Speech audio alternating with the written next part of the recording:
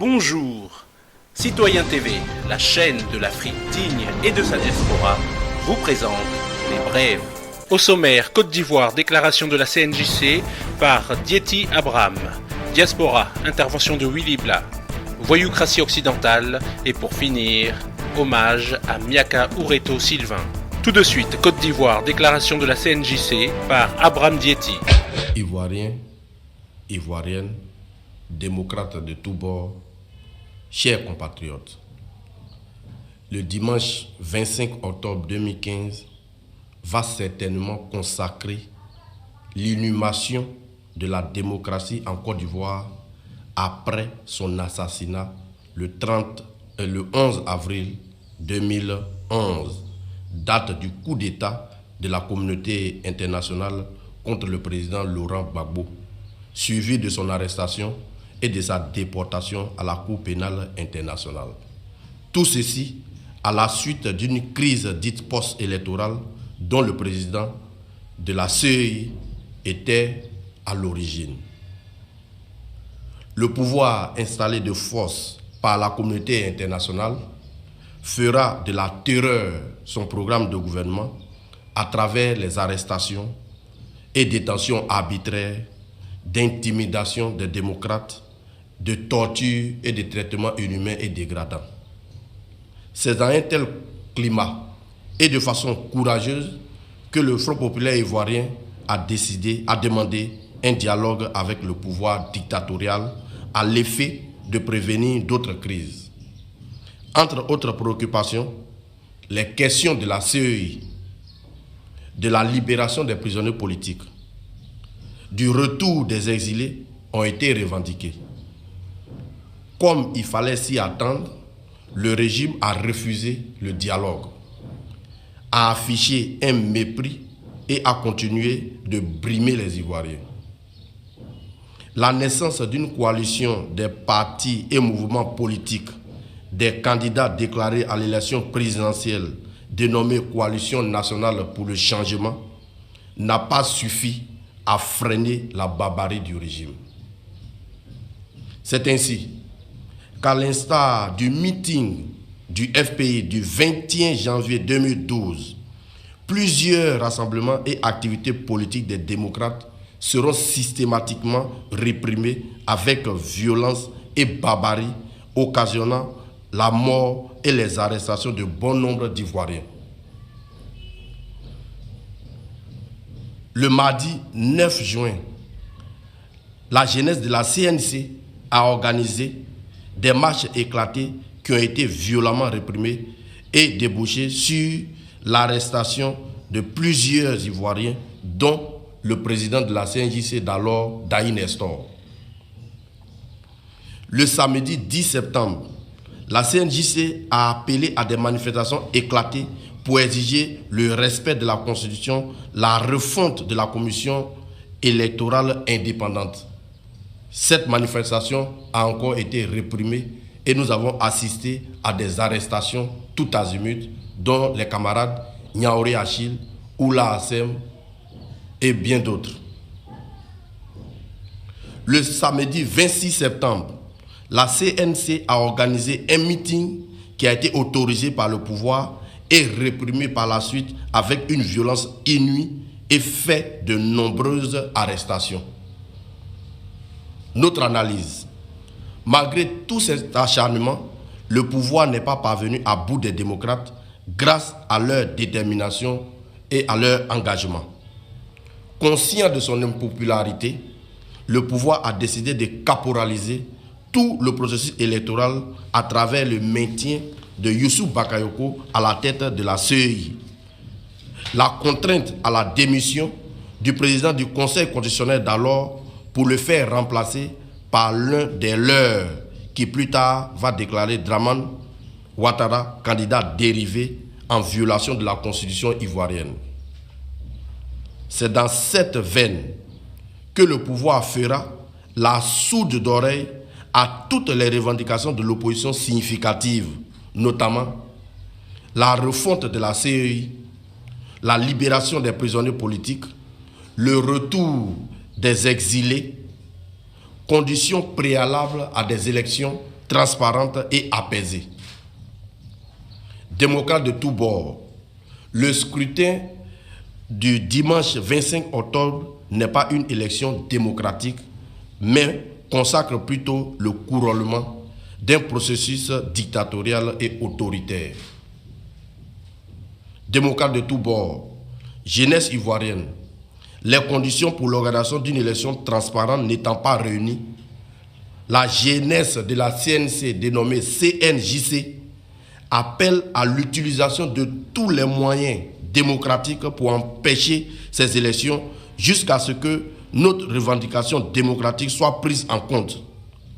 Il n'y aura pas d'élection ni pour eux, ni pour nous. Nous comptons sur les Ivoiriens pour la mise en œuvre de ce mot d'ordre et l'application effective de ce mot d'ordre. Nous demandons aux Ivoiriens de respecter scrupuleusement le mot d'ordre pour que les élections qui s'annoncent ne puissent pas avoir lieu et ces élections ne devraient pas avoir lieu. Je vous remercie.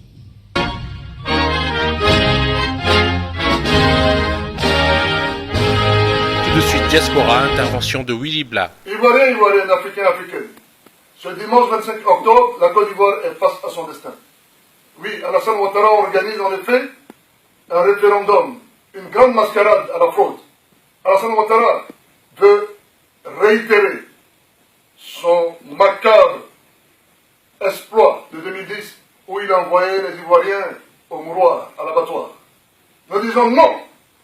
Nous disons non et nous appelons les Ivoiriens, conformément à l'appel de tous les partis politiques et du Front populaire ivoirien, à s'abstenir d'aller voter, à boycotter massivement ce scrutin et d'empêcher par tous les moyens légaux que ce scrutin se tienne.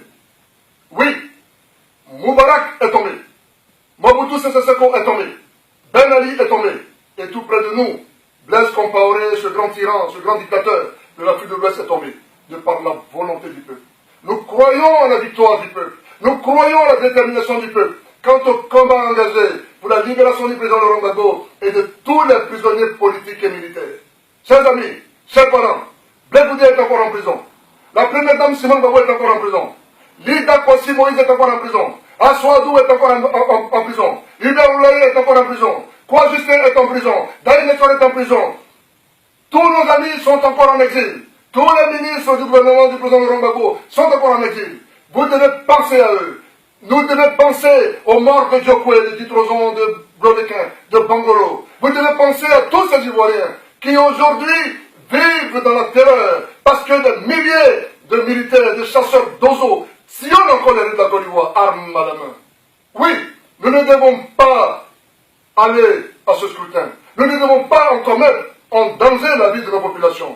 Nous devons rester dignes. Nous devons rester dignes jusqu'à la libération du président Laurent Gbagbo et des prisonniers politiques. Oui, on ne peut pas aimer son pays et vouloir que son pays soit en guerre. Mais nous disons encore une fois de plus que les conditions ne sont pas réunies pour qu'il y ait des élections en Côte d'Ivoire. Oui, toutes les conditions sont cependant réunies pour qu'Alassane Ouattara récidive, pour qu'Alassane Ouattara réitère son macabre espoir de 2010 où il a envoyé les Ivoiriens au mouroir, où il a envoyé les Ivoiriens se faire massacrer par les FPRCI et les supplétifs d'Ozo. Et c'est pour cela que réunis, nous disons non à ce vote. C'est pourquoi réunis, nous voulons appeler les Ivoiriens à être attachés à cet idéal, à l'idéal de la libération du président Laurent Gbagbo, qui, nous le pensons, pourra réconcilier les Ivoiriens véritablement, jeter les bases de la démocratie, jeter ainsi les bases du développement. Oui, nous leur demandons de ne point s'attacher à un événement, mais d'être fixés à l'objectif que nous nous fixons. Et cet objectif, c'est le retour sécurisé de nos exilés, la restitution de leurs biens, c'est enfin la libération de tous les prisonniers politiques et militaires, et du premier d'entre eux, le président Laurent Gbagbo. Chers amis, restons déterminés, restons déterminés. Oui, car nous croyons à l'avènement d'une Côte d'Ivoire meilleure. Je vous remercie.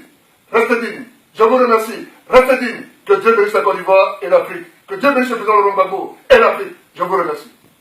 Tout de suite, voyoucratie occidentale. Amnesty International a évalué l'année 2014 comme étant une situation grave pour les droits de l'homme, une situation causée par des groupes terroristes islamistes armés. Mais comment se fait-il que ces groupes grandissent de plus en plus en ampleur et en pouvoir ?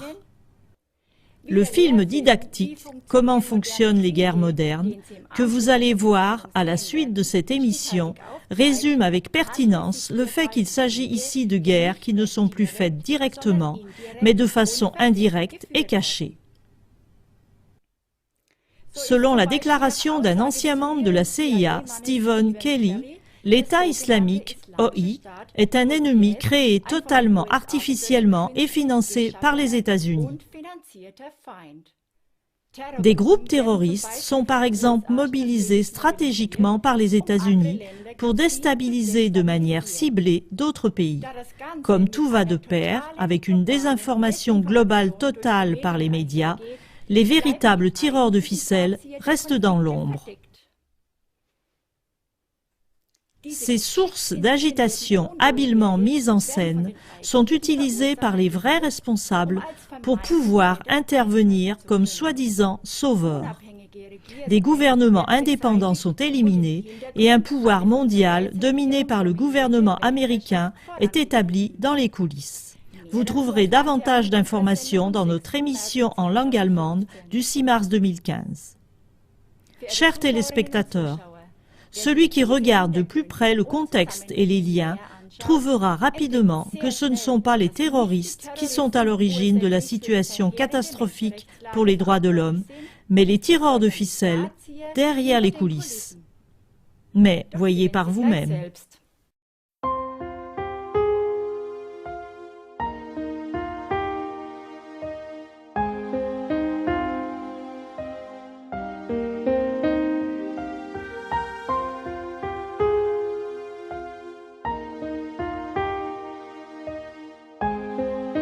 Et pour finir, hommage à Miaka Ureto Sylvain.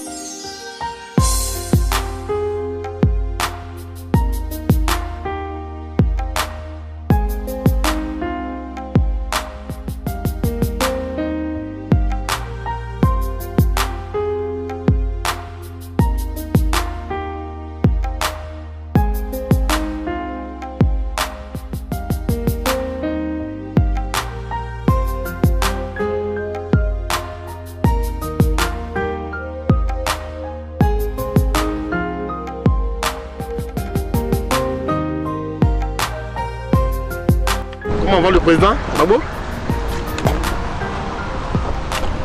Tout a été salué. Salut tous les Ivoiriens, c'est ça? Absolument.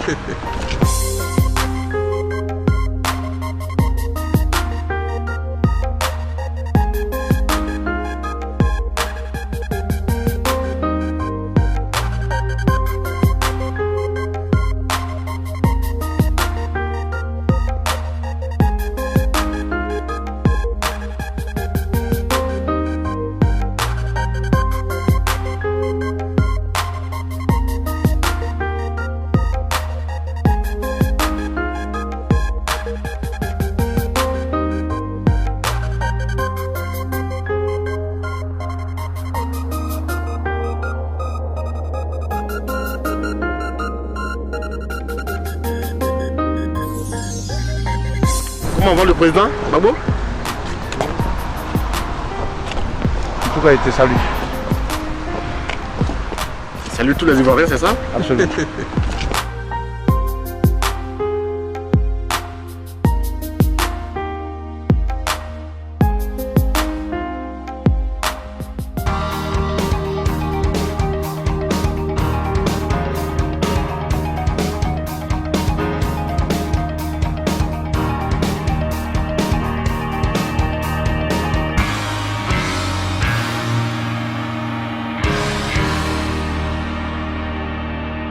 Citoyen TV, la chaîne de l'Afrique digne et de sa diaspora, vous a présenté Les Brèves.